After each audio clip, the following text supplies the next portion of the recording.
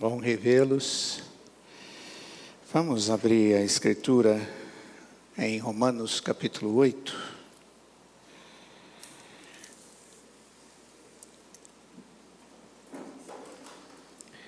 Nós estamos caminhando na escola dominical sobre o tema Curando as Feridas do Coração. E nesses últimos estudos, nós falamos sobre as oportunidades em que o Senhor Jesus disse que nós deveríamos tomar a nossa cruz cada dia e segui-lo. E nós vimos que esse tomar a nossa cruz estava muito ligado com o esvaziar-se de nós mesmos, esvaziar-nos de nós mesmos. O reconhecer a soberania de Deus, os propósitos de Deus, as intenções de Deus na nossa história. Entender que Deus, em todo tempo, Ele nos guarda, apesar das dificuldades e até mesmo sofrimentos que eventualmente ocorrem na nossa história, na nossa vida. Depois nós tivemos 2 aulas falando a respeito da cruz e o significado da cruz para Cristo. O mesmo Cristo que diz para nós que devemos tomar a nossa própria cruz cada dia, Ele tomou sua cruz. E nós olhamos para a cruz de Cristo, que foi literal, para entender o que significava a cruz e aprender com Ele o que significa esse negócio de viver a cruz. E vimos que o Senhor Jesus nos ensinou que a cruz é aquilo que o Pai havia determinado para Ele viver. E que o Senhor Jesus veio ao mundo para morrer na cruz. A cruz para Ele significava se encarnar, e isso era humilhação. Nascer como homem, deixando a sua glória, apesar de não deixar de ser Deus. Ele se torna homem e vem viver entre nós. E isso era humilhação. Ele viveu entre os homens e sofreu. E isso foi humilhação. Ele foi desprezado pelos homens. Ele foi desonrado pelos homens. Ele foi humilhado pelos homens. Ele foi cuspido. Ele foi machucado. Ele foi crucificado. Ele foi morto. Ele foi sepultado. E cada um desses atos de toda a sua história foram momentos da sua humilhação. E tudo isso fez parte da sua cruz. Em todos esses momentos houve sofrimento. Em tudo isso, Jesus Cristo vivenciou, sabendo que era algo que Ele deveria vivenciar, e em tempo algum Ele se desviou do propósito de Deus. Ele cumpriu o que tinha que fazer, porque o propósito dele era viver todas essas coisas para que nós pudéssemos ser salvos. Ele fez isso por amor ao Pai, por amor ao propósito do Pai, por amor à obediência ao Pai e por amor a nós, para ser o nosso Redentor. Amor a nós para que pudéssemos ser salvos através do ato redentivo dele. E isso nos ensina de que viver a cruz, ou viver o sofrimento proposto pelo Pai, por Deus, é algo que tem a ver com tomar a nossa cruz e viver o propósito de Deus para nós. E mesmo que isso em algum momento signifique sofrimento, signifique dificuldades. Apesar de que a vida cristã não necessariamente em todo o tempo significa sofrimento. E a gente precisa aprender a dividir, perceber o que é difícil, até mesmo triste, do que é vitória, alegria, júbilo, satisfação e glória a Deus pela alegria. Eu não posso deixar que a minha alegria seja contaminada pela minha tristeza. Isso não é justo. Em momento algum é justo. Porque em muitos momentos nós temos deixado que as coisas que são próprias da alegria de Deus na minha vida, que nunca deixam de existir, sejam superadas na minha existência por algumas coisas que são difíceis e que causam tristeza. E eu vivo muito mais a tristeza do que a alegria. Por quê? Porque essa é a tendência do coração humano. Mas não é justo com Deus. Porque a motivação nossa para a alegria dada por Deus sempre é algo muito mais precioso e muito maior. E tem um custo muito mais elevado do que aquilo que causa tristeza em nós. Porque o que Deus deu para nós, para nos trazer alegria, tem a ver com a morte do próprio Deus, Cristo Jesus. E nada é mais precioso do que isso. Nada é maior do que isso. Mas pastor, como é que eu vou entender isso na prática? Como é que eu vou viver isso na prática? Essa semana eu estava ouvindo um pastor falar a respeito de ansiedade. Não andeis ansiosos de coisa alguma, antes fazei conhecidos diante de Deus. E ele diz: Deus amado, eu não consigo viver isso. E ele testemunhando para a igreja, ele falou: irmãos, eu não dou conta disso, eu sou ansiosíssimo.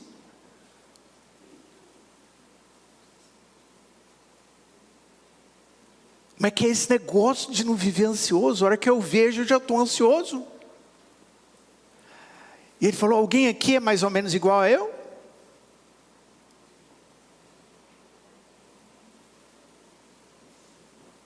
E de repente, se eu fizer essa pergunta aqui, um bocadinho de nós aqui vai... Coisas assim que a Escritura fala, e eu sei que é verdade, mas como que eu vivo isso? E aí o texto vai explicar. Não é só aquele texto de Filipenses, ou aquele versículo de Filipenses 4, aquele versículo, mas o texto tem todo um contexto. Ele explica por que se chega naquele ponto. Ali tem uns 10 versos que você precisa entender.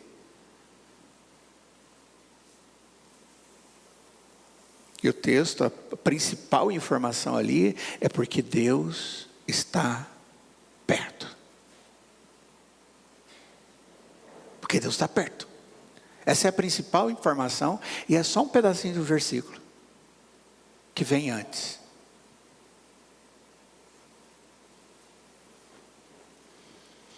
Romanos capítulo 8, no verso 18, diz assim: porque para mim tenho por certo que os sofrimentos do tempo presente não podem ser comparados com a glória a ser revelada em nós.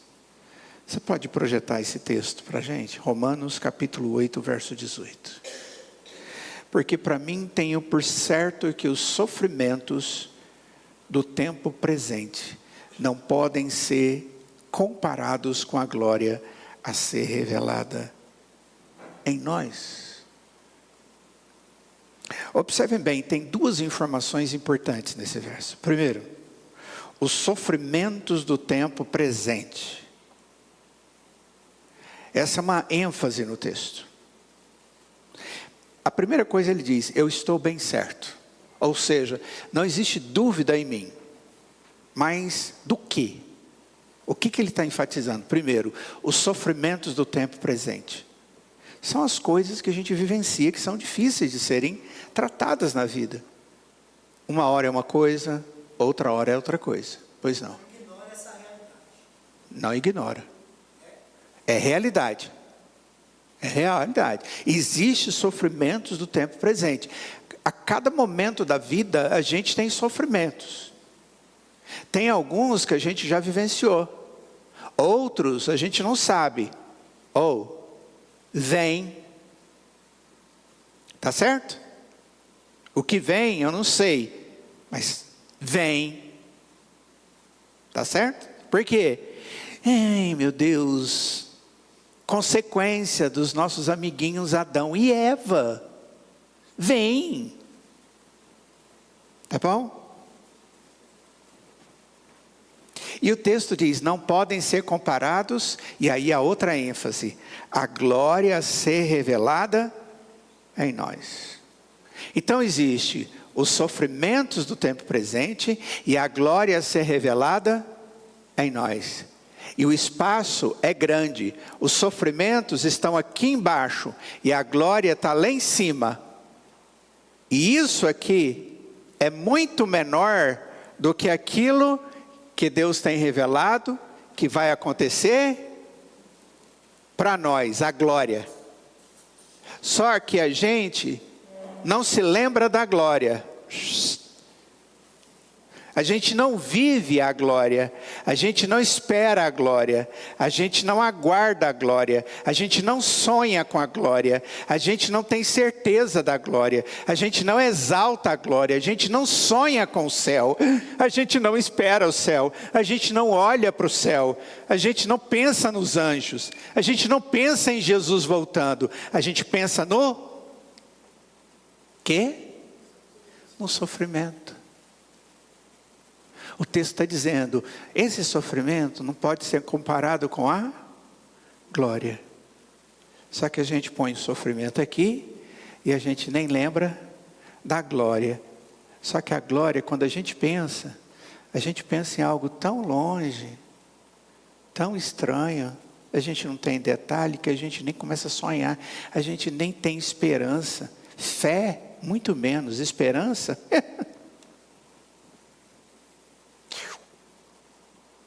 O que eu vivo? Sofrimento, sofrimento, sofrimento, angústia, dor. Quais são as doenças mais comuns do tempo contemporâneo? Doenças emocionais. Eu sei que tem doença cardíaca, que é muito comum. Existem várias outras doenças por aí. Muitas doenças. A doutora Letícia poderia falar das alergias aumentando, tanta coisa. Mas as doenças emocionais, elas estão assim, ó. Estão ali. Quais são os medicamentos mais vendidos nas farmácias? Para doenças emocionais.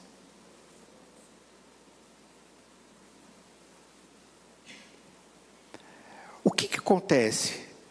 São coisas que estão sendo usadas porque as pessoas, elas estão vivenciando e permitindo que os sofrimentos sejam muito maiores do que a glória de Deus. É isso que o apóstolo Paulo está dizendo nesse texto. Nossa, se esse texto fosse levado a sério, nós diminuiríamos muito os problemas emocionais das pessoas. Então vamos tentar entender isso? Essa é a minha proposição para os irmãos hoje. No que significa a cruz para nós, a partir daquilo que a gente viu, e agora os sofrimentos. Vocês estão vendo que a gente está no genérico ainda, né? Eu ainda não estou falando dos probleminhas. Não estou falando ainda daquelas coisas que a gente vai ter que entrar nas dificuldades, esse nome, aquele nome. Nós estamos no sofrimento genérico, como o apóstolo Paulo está tratando aqui.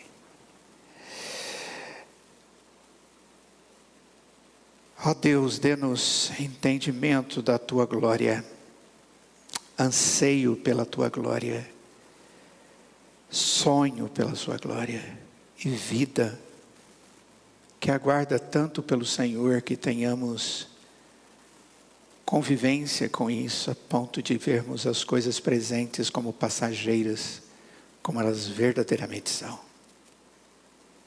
Essa é a nossa oração, Pai, em nome de Jesus. Amém.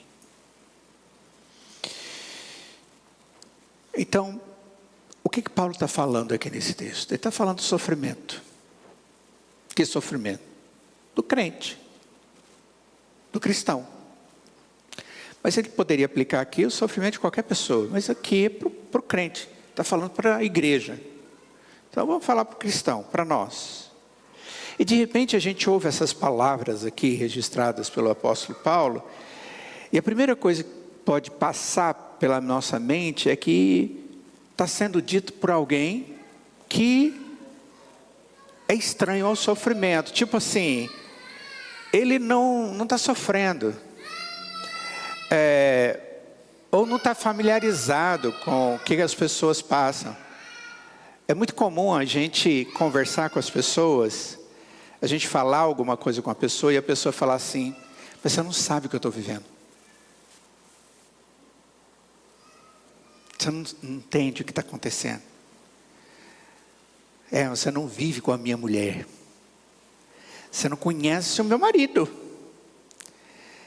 Você não tem um filho igual ao meu.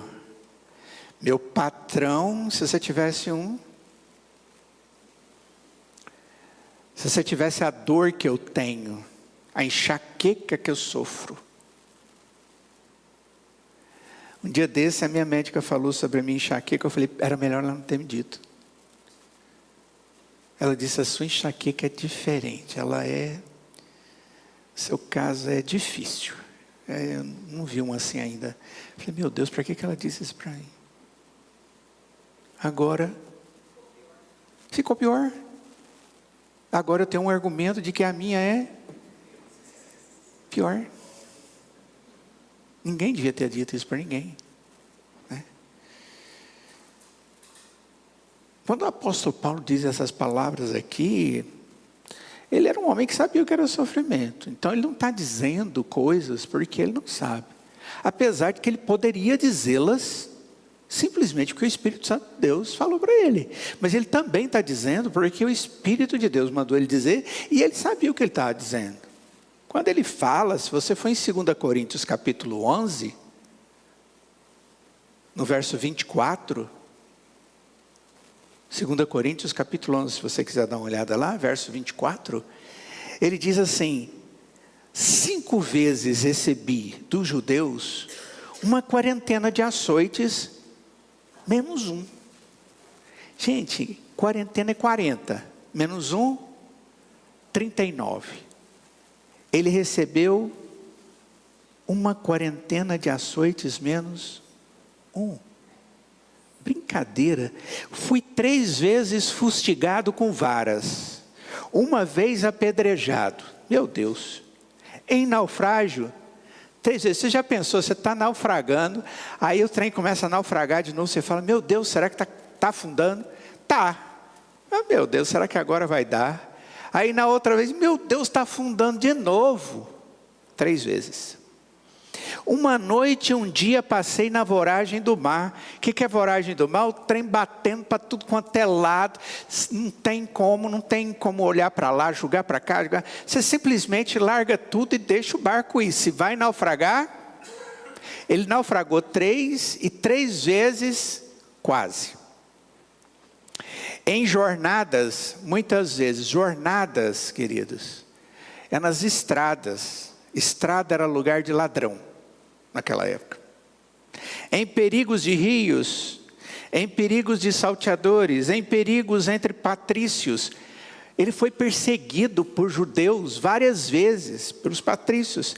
Em perigo entre gentios, várias vezes gentios quiseram matá-los. Em perigos dentro da cidade, em perigos no deserto, em perigos no mar, entre falsos irmãos, entre trabalhos e fadigas, em vigílias muitas vezes. Ele teve fome, ele teve sede, em jejum muitas vezes.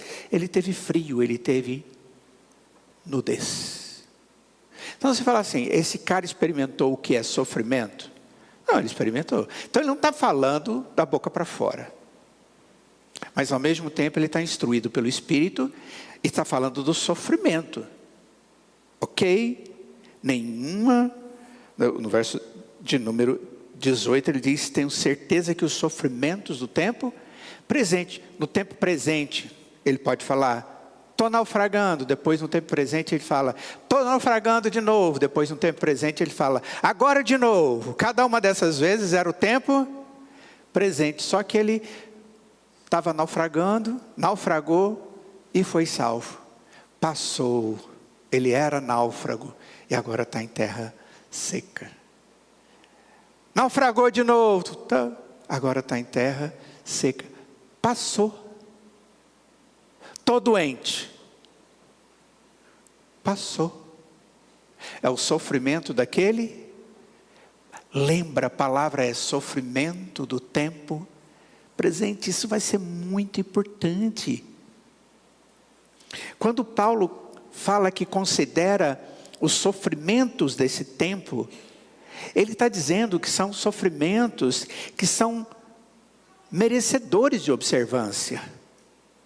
São verdadeiros.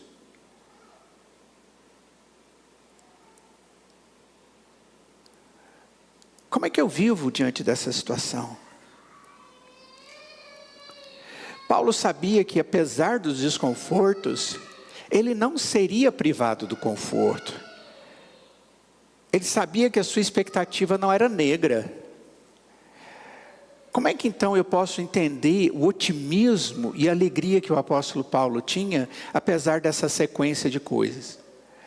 Eu conheço a pessoa que não é otimista. O que é uma pessoa que não é otimista? Ela é pessimista. Você conhece o pessimista? O que é o pessimista? O pessimista é aquele que, normalmente, dá uma coisa errada, tudo é errado. Pode ser uma pulguinha.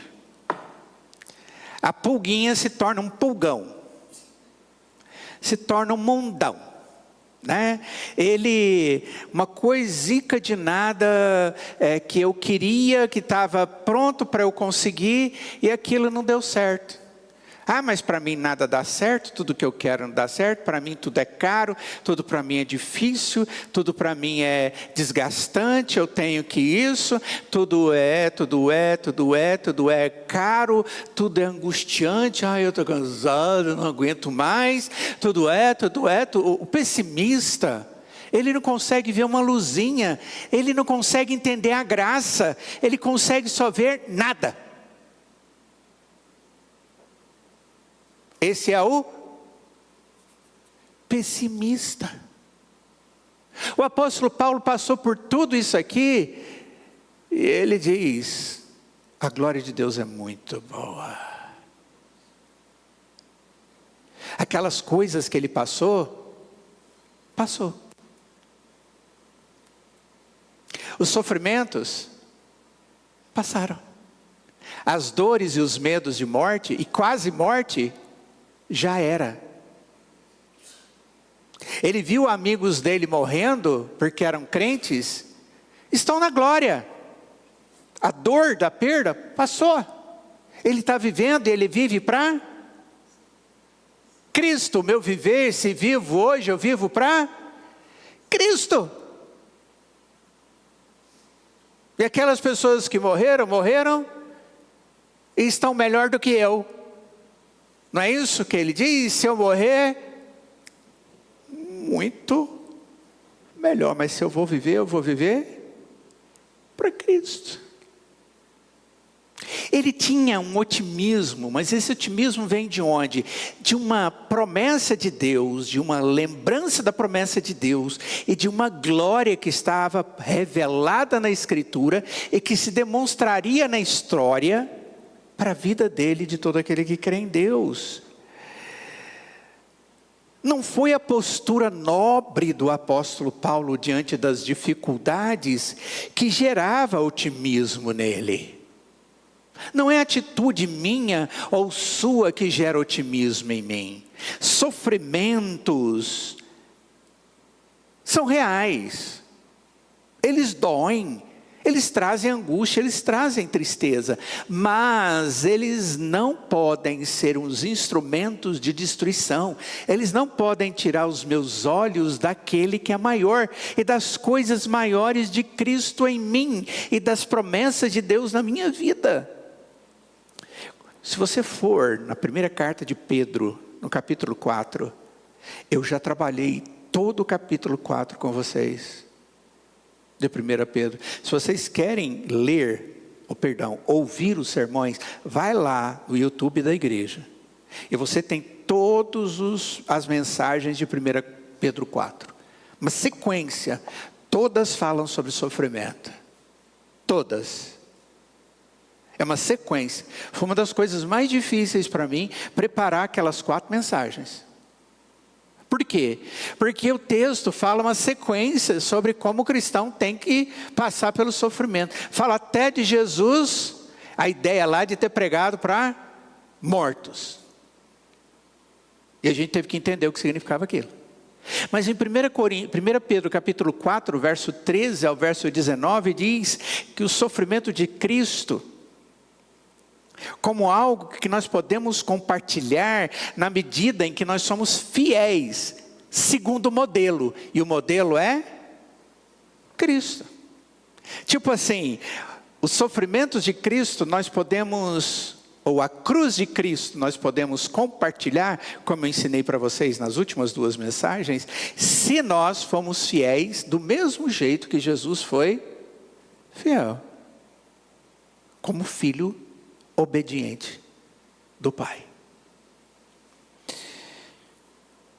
Como também que não devemos sofrer como infiéis. Pedro diz, se você sofrer, sofra como fiel e não como malfeitor. Não sofra como malfeitor, mas sofra como fiel. Como aqueles que agem com critério, segundo a realidade e a identidade de um cristão verdadeiro. Então vamos lá.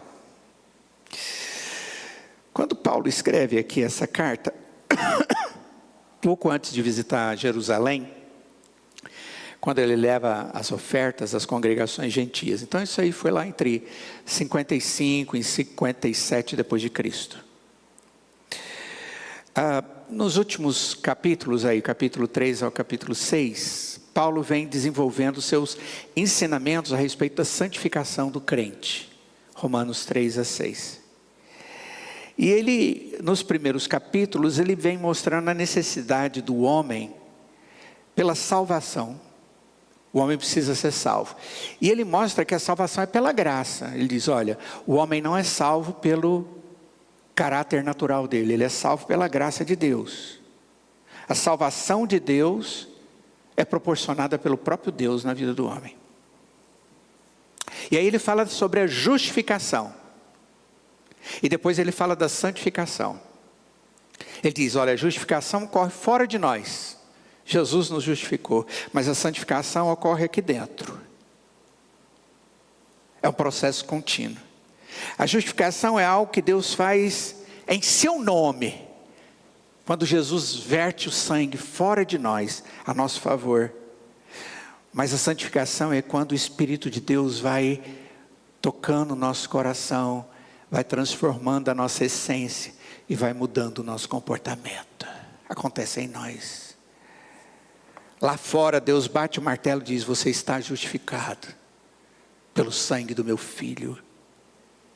E aqui a santificação é o desenvolvimento de um caráter cristão. E agora alguém olha para você e diz, eu vejo que você está sendo transformado e que você é um cristão. Está acontecendo aqui dentro. E o apóstolo Paulo chega agora e diz que os sofrimentos do cristão são de breve duração, limitados a esse tempo presente. Queridos, isso traz para nós alívio. Nem que esse sofrimento seja abreviado pela morte. Nem que esse sofrimento seja aliviado pela morte. Eu já tive com alguns irmãos que, diante do sofrimento e de tudo que já tinham passado na vida, e pelas dificuldades que estavam passando, pelas enfermidades extremamente intensas, disseram para mim, no leito, pastor, ore, para que eu possa descansar nos braços do Senhor. Estou cansado. Das coisas mais difíceis de se ouvir, é isso. O que você vai falar para uma pessoa que está assim, já toda destruída, fisicamente, emocionalmente, está totalmente debilitada, e que chega para você e fala isso, você vai dizer: não, você não vai morrer não. Você não pode falar isso, a cabeça da gente dá um peão.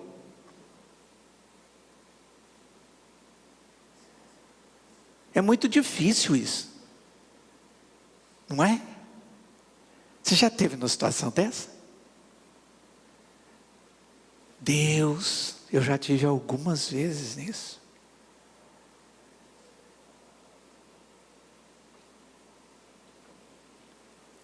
A convicção que o apóstolo Paulo está trazendo, ele traz diante de um contraste, dizendo que os sofrimentos aqui são sofrimentos que um cristão está vivendo, como sofrimentos reservados para aqueles que estão vivendo todos os dias. Porque os sofrimentos para quem não crê no Senhor Jesus, eles são sofrimentos que vão perdurar. Para nós cristãos, os sofrimentos, eles passam. O sofrimento para um incrédulo são eternos. Viu a diferença? É uma tormenta constante no lago de fogo. Senhor amado. São expectativas completamente diferentes entre o crédulo e o incrédulo, entre o cristão e o não cristão.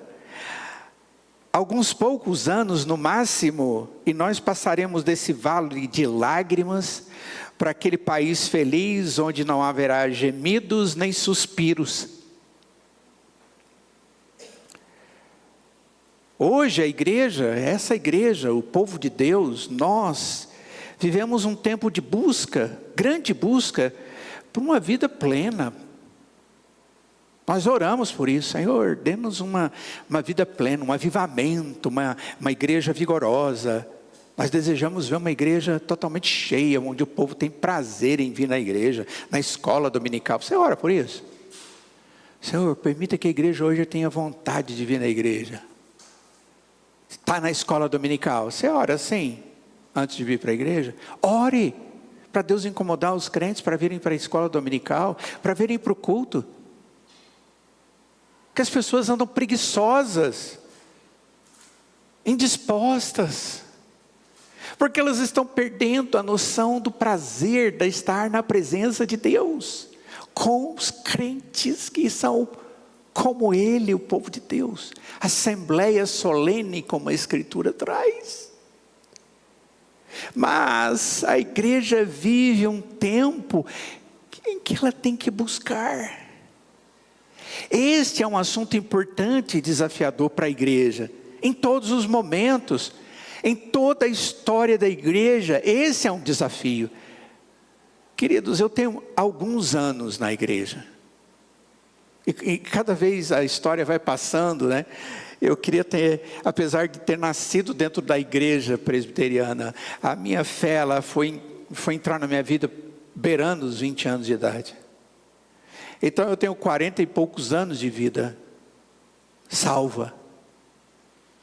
E eu vivo dentro da igreja o tempo inteiro ouvindo a mesma oração: Senhor, faça os crentes, não é incrédulo não, faça os crentes terem amor pela louvor, pela adoração, pelo culto, pela convivência com o Senhor no corpo de Cristo. E eu continuo fazendo essa oração e vendo a igreja fazer essa oração. Eu não creio que Deus é surdo, mas eu creio que as pessoas são insensíveis. E eu fico com medo, não das pessoas, mas da mão de Deus. Porque a mão de Deus é pesada. A mão de Deus é pesada. Ela é dura.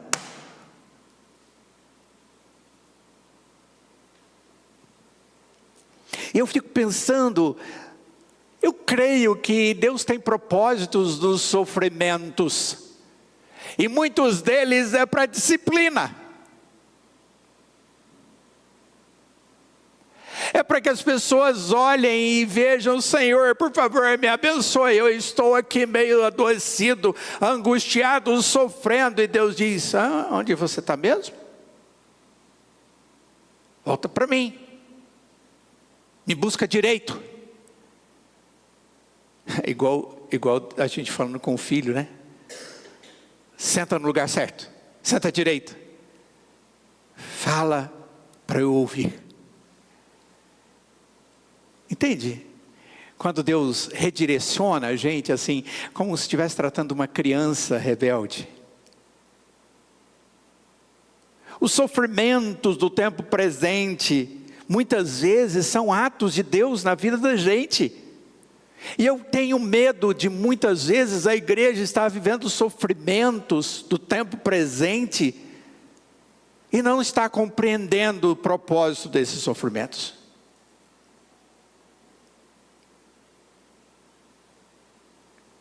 Há 2 semanas atrás, nós transferimos a reunião de oração de quarta para quinta, porque na quarta não foi possível a reunião de oração da nossa igreja acontecer. Ela é online, para facilitar para os irmãos, porque é um dia difícil, dia de semana, para que os irmãos possam fazer isso em casa. Eu abri a reunião, esperei os irmãos até as 8h05 da noite. Orei e fechei a reunião, porque ninguém entrou.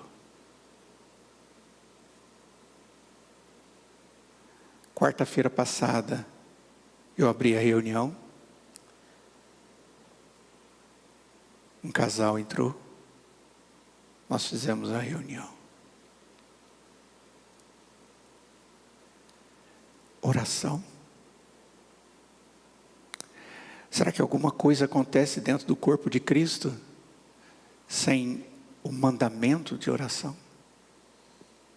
Sem a dependência de Deus? Eu não creio. Sinceramente, eu não creio. Não creio. Eu temo. Sabe qual é o meu temor? O peso da mão de Deus.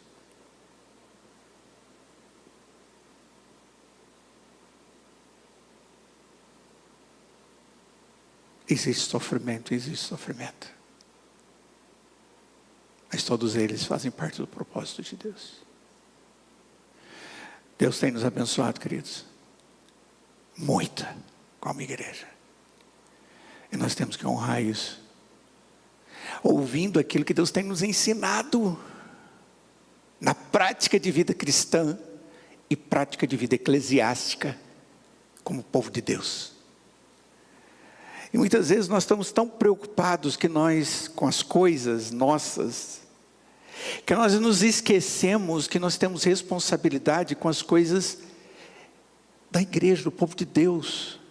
E nós não colocamos na nossa agenda nenhum espaço para isso. Nós fizemos escolhas. E nós achamos que isso é que manda, porque no final das contas eu que mando. E eu esqueço que quem determina é o Senhor. E quem que sugere e orienta é Deus. Tudo bem. Mas não se esqueça que alguns sofrimentos ocorrem porque eu faço escolhas erradas. E depois você vai falar que está sofrido. Quem dá equilíbrio para a sua vida, quem dá esperança e paz ao seu coração para que você viva, a ponto de você passar por todas as dificuldades como o apóstolo Paulo passou, e foram muitas, não foram poucas.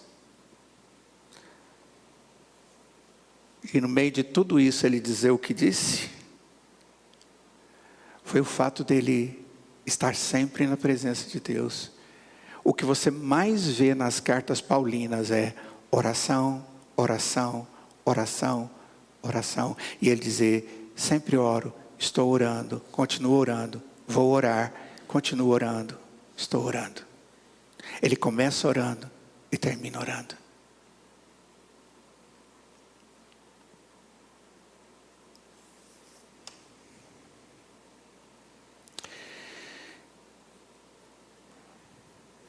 Esse é um assunto importante e desafiador para nós. Eu creio que a igreja cristã, ela vive essa necessidade. Nós vivemos um tempo onde avivar-nos tem a ver com a abundância da vida com Cristo sendo manifesta no nosso meio. Não um pouco, mas muito. Uma vida de santidade dinâmica, não uma santidade qualquer. É alguma coisa que bate dentro de mim a todo tempo. Puf, eu tenho vontade de ler a Bíblia, me alegro em ler a Bíblia. Eu não me contento com pouco, eu vou além. Uma vontade de adoração cheia de vida. Essa semana, sexta-feira, eu vi a igreja cantando. Eu e Kátia estávamos num culto e vimos a igreja cantando uma música. E eu falei, Kátia, eu quero ver a igreja cantando essa música. E ontem sentei do lado do pastor Jário, eu falei, Jário, você conhece essa música? Aí ele começou a cantar a música, eu falei, é essa reverenda. Ele diz, o coral canta. Eu falei, não é o coral, eu quero a igreja cantando essa música. O coral está aprendendo. Eu falei, não pastor, eu quero a igreja cantando essa música. Fala sobre oração. Eu não me lembro como é que começa a música. Você lembra, Kátia? A oração. Minha alma. Encontro da alma.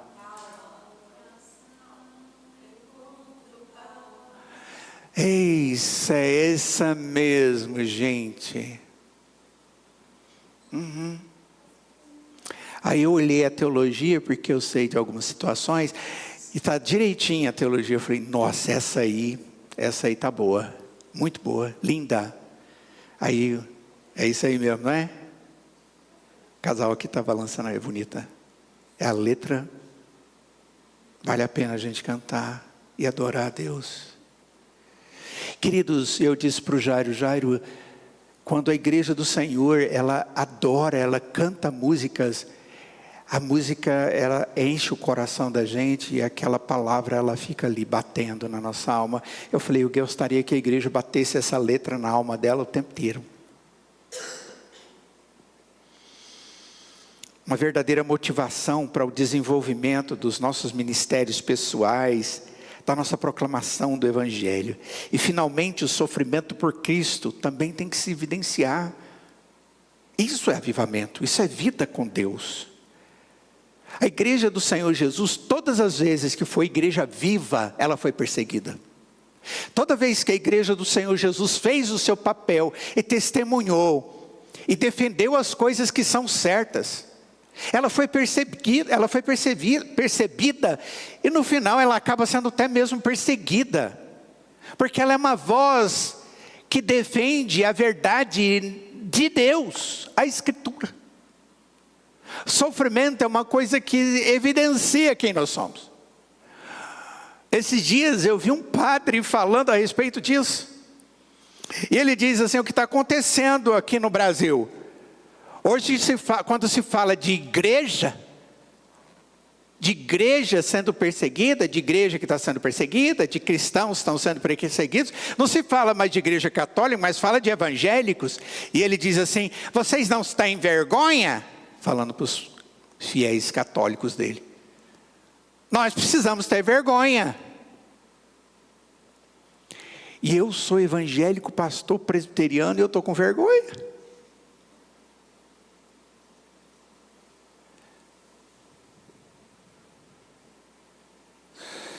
O apóstolo Pedro, ele diz que a igreja, ela sofre um fogo ardente no meio dela.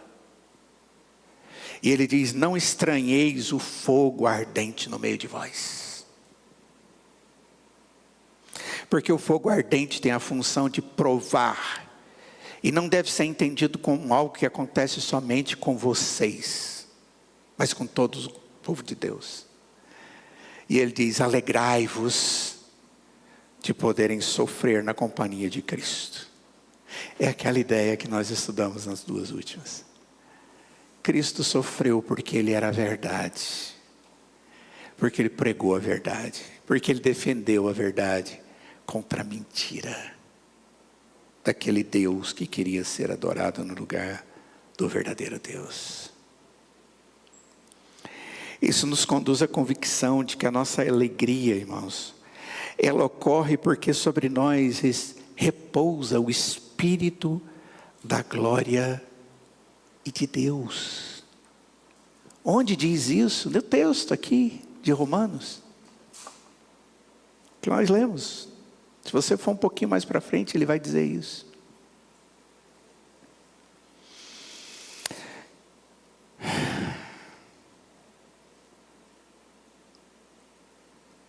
O que a gente tem que fazer?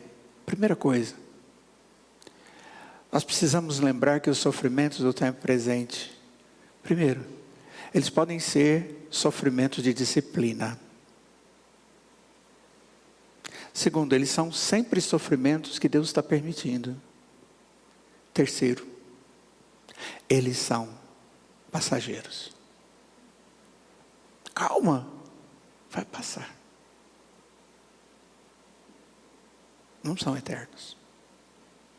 Só serão sofrimentos eternos para os incrédulos. Mais uma coisa. No verso 18 diz: eles não podem ser comparados com a glória a ser revelada em nós. Tem uma outra versão, a versão NVI, Nova Versão Internacional, não sei se alguém tem aí, mas diz assim: considero que os nossos sofrimentos atuais não podem ser comparados com a glória que em nós será revelada. Paulo, ele nos diz algo que nós temos que considerar.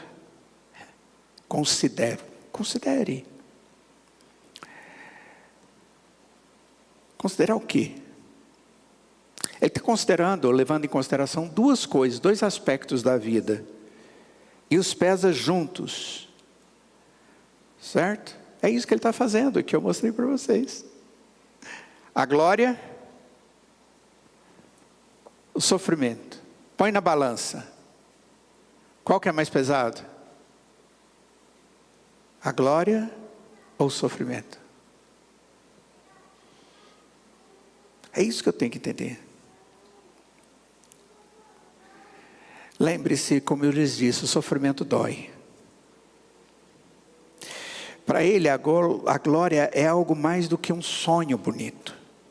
E o crente tem que entender isso também. A glória não é sonho bonito, é sonho, é bonito, mas é mais do que isso. É uma realidade prática que deve influenciar a minha vida e a sua. Tem que me fazer olhar para frente, tem que me fazer ficar de pé, tem que me fazer sorrir, tem que me fazer glorificar a Deus, tem que me consolar nos momentos mais difíceis da adversidade. A glória é verdadeira. Ela não é um sonho abstrato, ela é uma realidade palpável. Este é um dos reais testes da fé do cristão. O cristão tem um apoio sólido no tempo de aflição, no momento de aflição, enquanto o incrédulo não tem. O incrédulo, no momento de aflição, existe desespero, angústia. Ele vem para o aconselhamento, gente, você usa todos os argumentos da Escritura.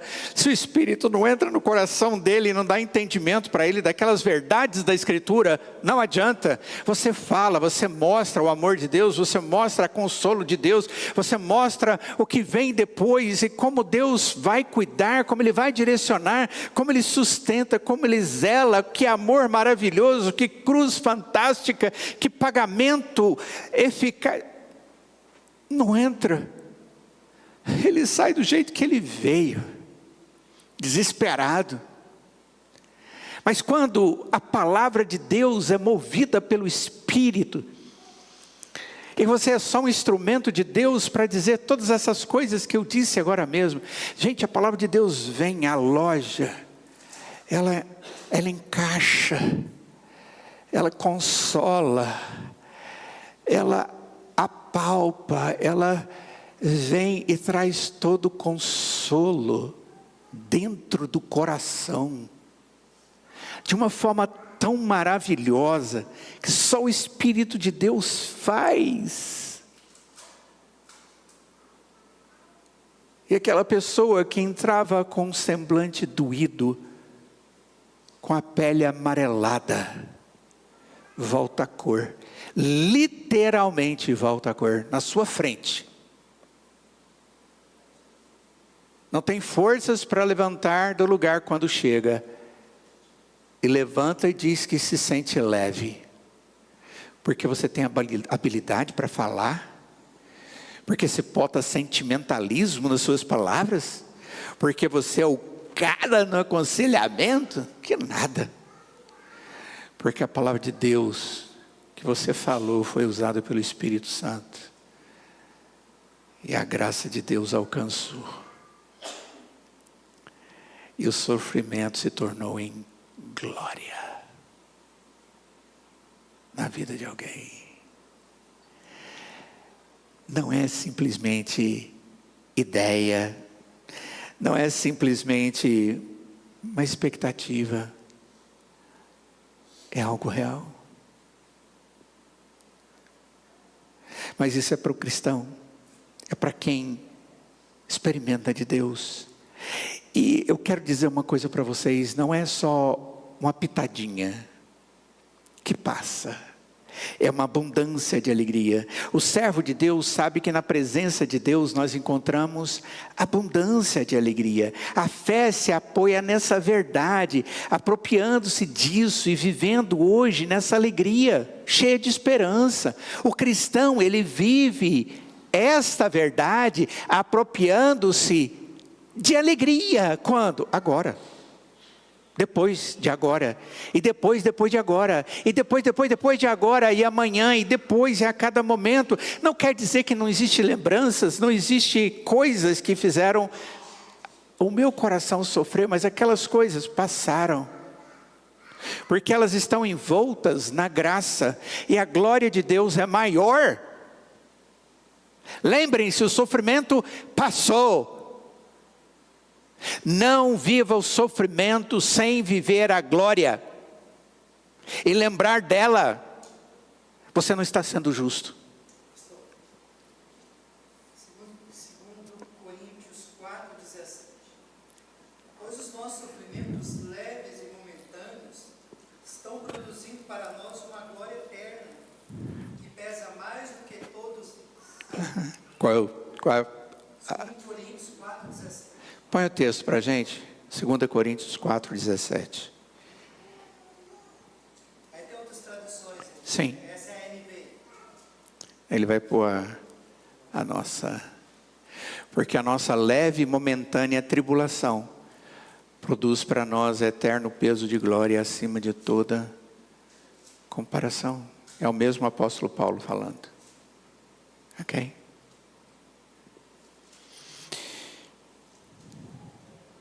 Quando o povo de Deus estava no deserto, lembra no deserto? Difícil, né? Já imaginou viver no deserto? Gente, eu já fui no deserto. Eu sei o que é deserto. Viver 40 anos no deserto. Deus tenha misericórdia. Naquele tempo, o povo foi encorajado por uma visão de que os aguardava na terra prometida. Deus permitiu que eles vissem. Assim, os que caminhavam por fé, contemplam com seus olhos ainda aquilo que eles não viram. É a glória. Números capítulo 13. Versos 23 e 26, diz assim. Depois vieram até ao vale de Escol, e dali cortaram um ramo de vide com um cacho de uvas, o qual trouxeram 2 homens numa vara, como também romãs e figos. Agora o verso 26. Caminharam e viram a Moisés e a Arão, e a toda a congregação dos filhos de Israel no deserto de Parã, a Cádiz, deram-lhes conta, e eles e a toda a congregação, e mostraram-lhes o fruto da terra. Tipo assim, lá em Canaã, é isso aqui que nós vamos encontrar. Tipo assim, uau! É como se Deus dissesse, olha, esse aqui é o céu. Existem alguns textos na Escritura que falam a respeito do céu. A gente só imagina, mas não tem a menor ideia do que é aquilo. A gente só fala, uau!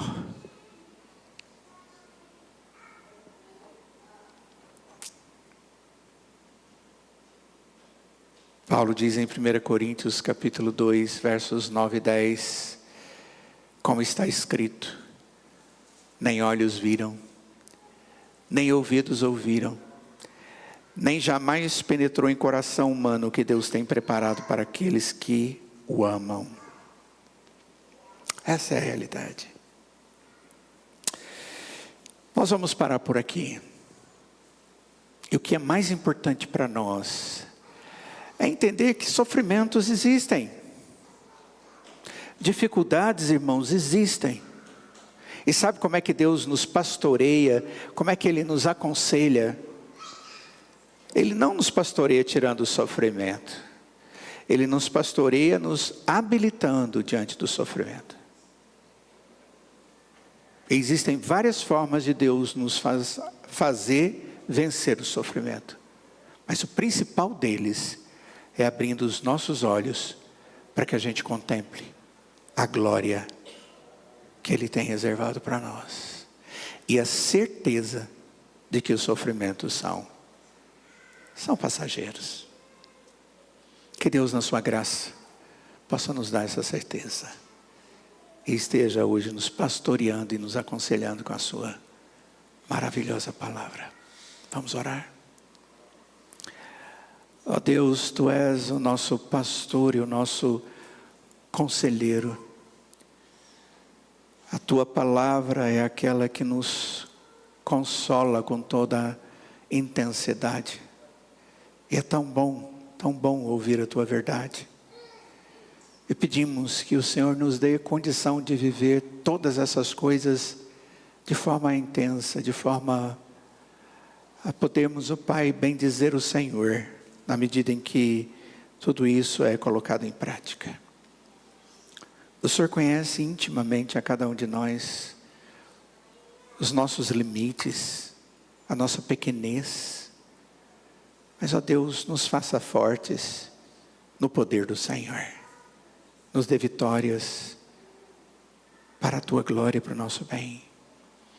Prepara-nos, ó Deus, para o culto dessa noite. Em nome de Jesus nós oramos. Amém.